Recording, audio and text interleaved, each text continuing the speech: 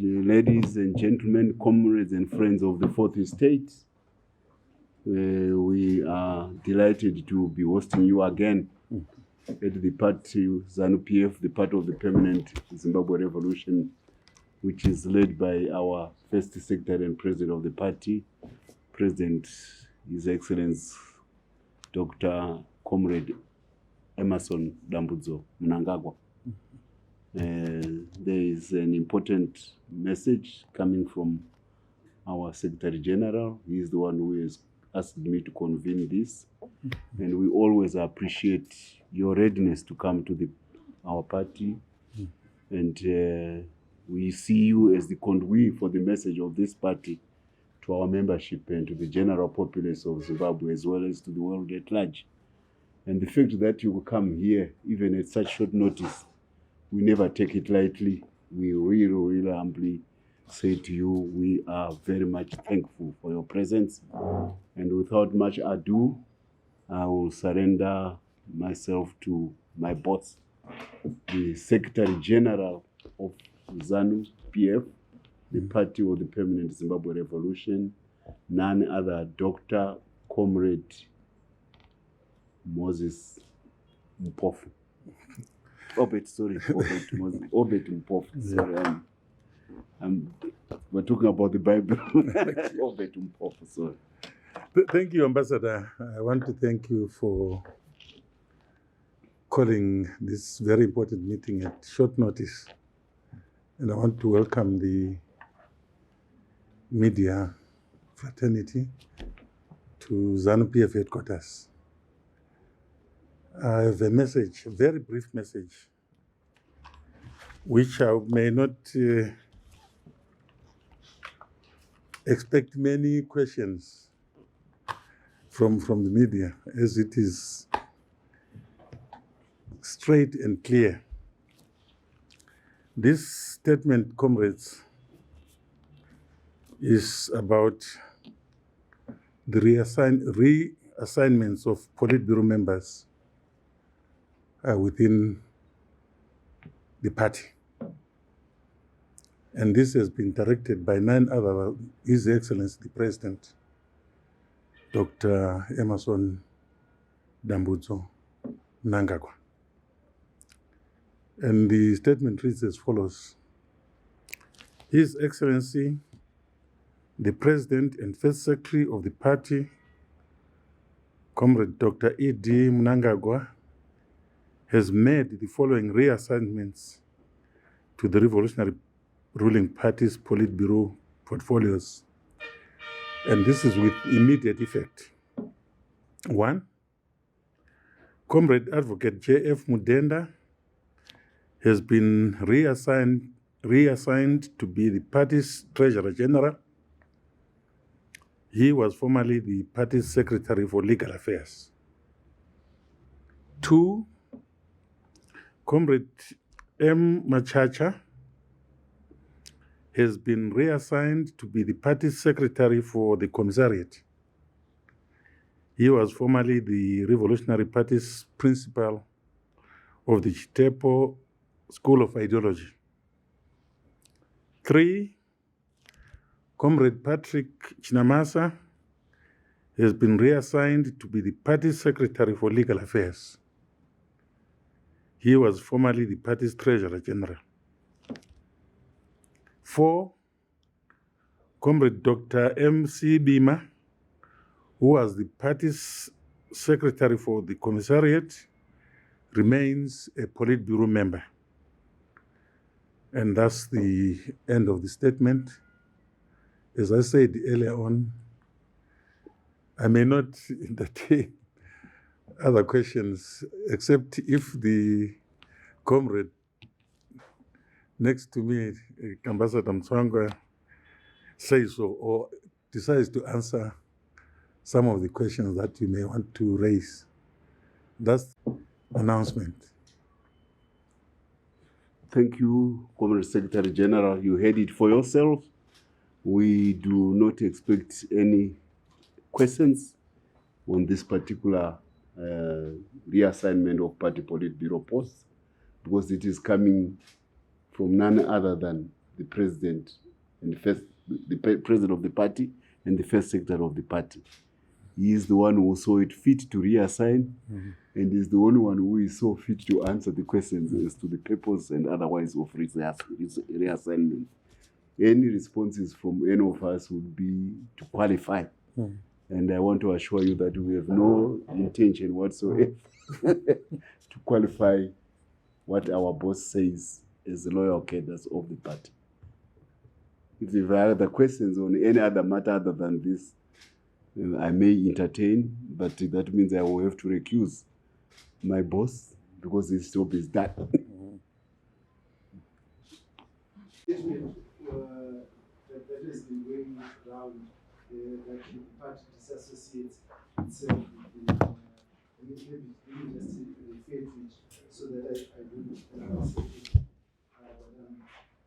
So the statement follows some slogans by Honorable Mudenda, who is also Minister of State.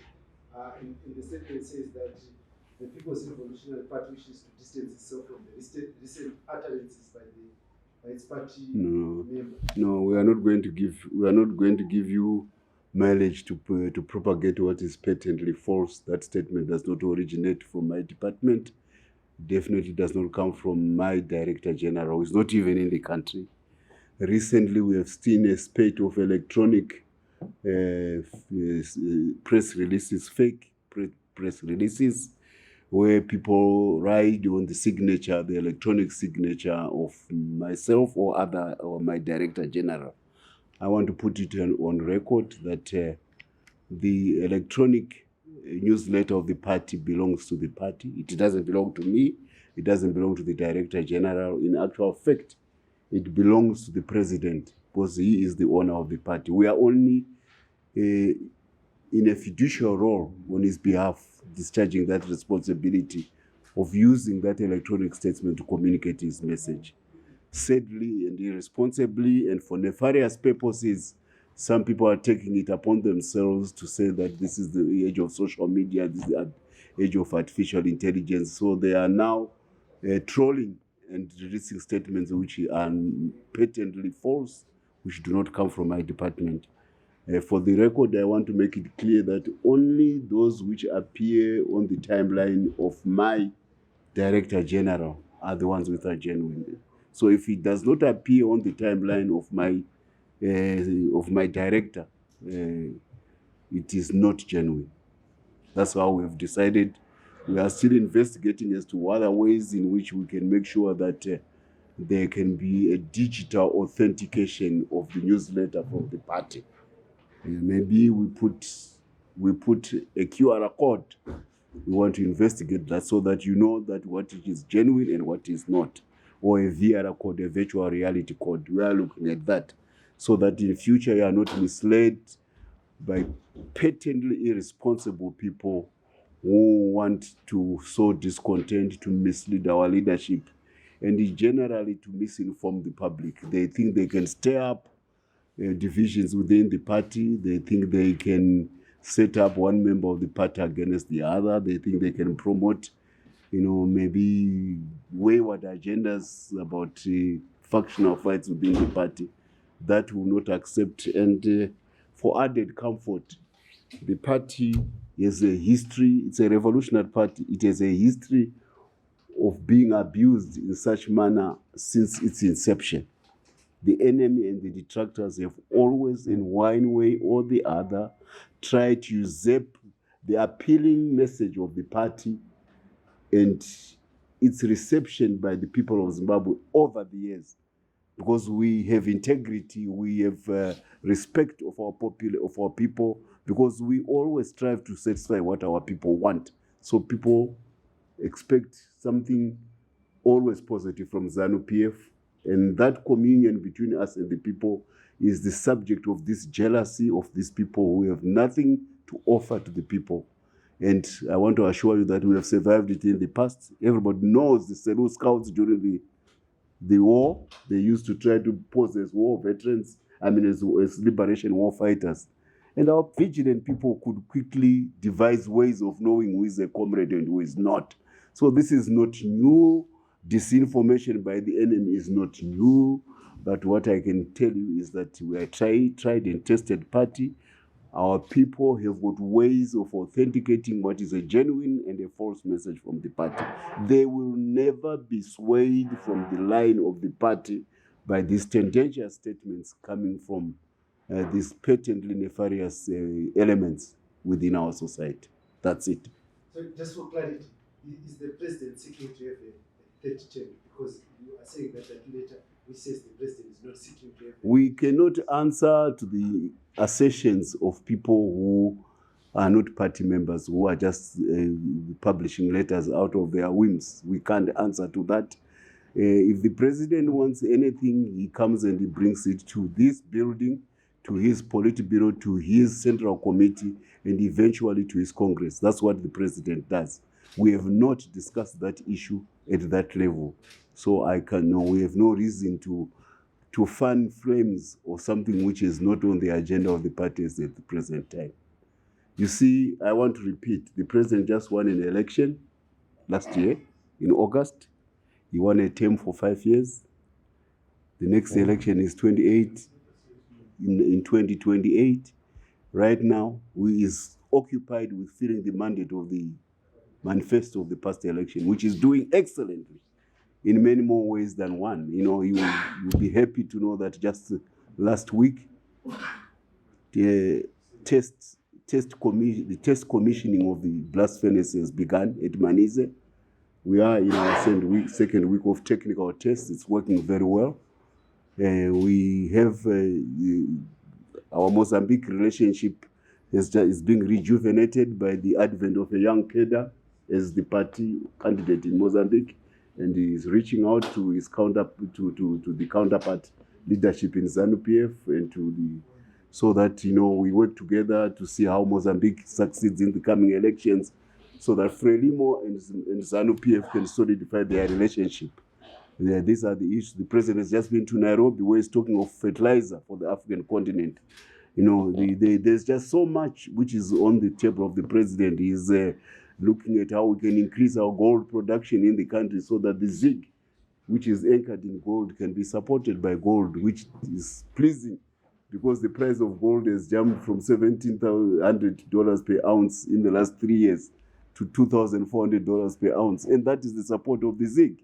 So the more gold we dig, the more we support our ZIG. These are the issues which are preoccupying our president, not this attempt to compress 5 years of an election into a succession issue right now. Succession is not the primary purpose of why he was elected in 2023.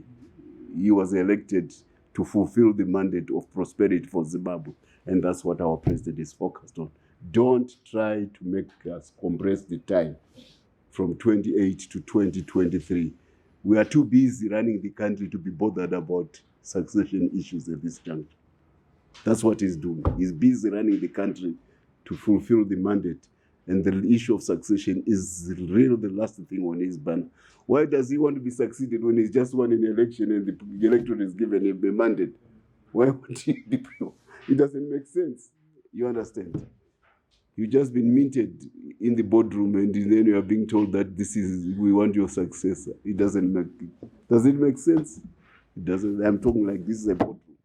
So please spare us the verbiage about succession issues. The president is fulfilling the mandate of his 2023 August elections. Is out of our table right now. We are concerned with fulfilling the mandate of 20. We will not compress the time of 2028 to 2023. 5 years is a long time in the history of parties and in the history of human beings. Let's deal with the 5 years of his presidency rather than 5 years of his succession.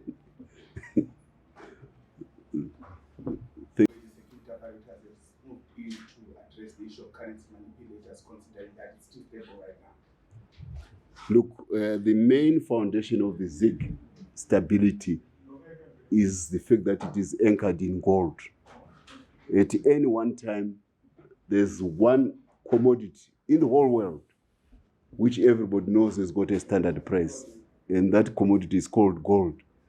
And that is coming from the London bullion market in London, which incidentally is owned by Hong Kong billionaires. Those are the owners of the London bullion market. But the price of gold at any one time, whether you are in Vanuatu or in Venezuela, whether you are in Belize or in Bhutan, whether you are in Istanbul or in Seoul, the price of gold at any one time is the same. So it's a beauty that we have decided to use gold as the anchor, more so because gold has always been the cornerstone of the economy of Zimbabwe for the past since 800 AD, if not earlier. And in any case, gold has been the consistent currency of the world, more reliable than any other for more than 5,000 years of human history. Gold has remained and survived every form of government in the world. You understand? So if you use gold, you can't go wrong. More so when your country can produce gold.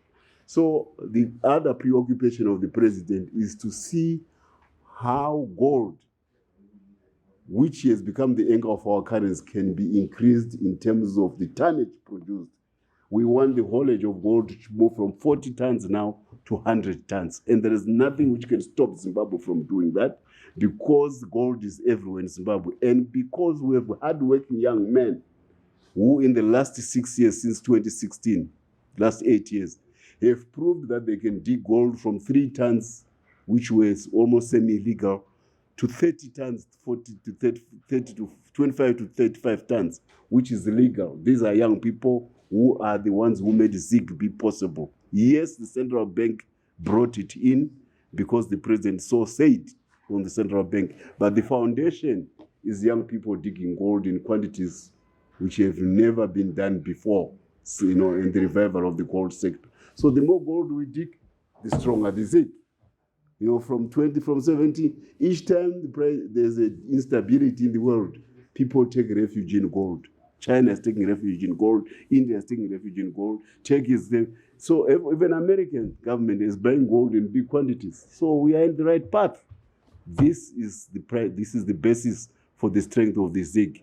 All other issues which we are raising about what we do is management. Those are hygienic issues.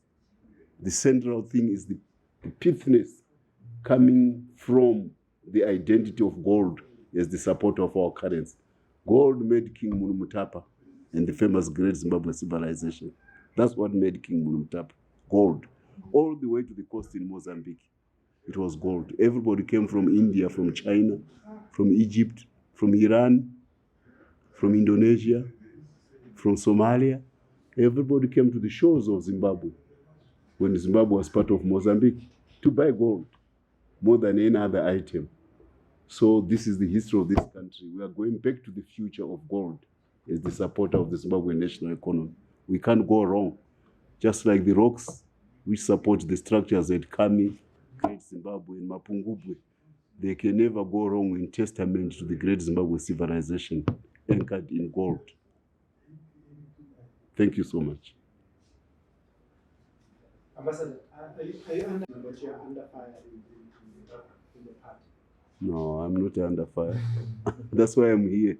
Is there any way? Do you see any burning flames around me? Yeah, I'm not. What was it in South Africa? I'm not under fire. I'm good. I'm good. I always good. I'm a child of the revolution. I've been many things in the past, and I'm around, and I'll be around. Thank you.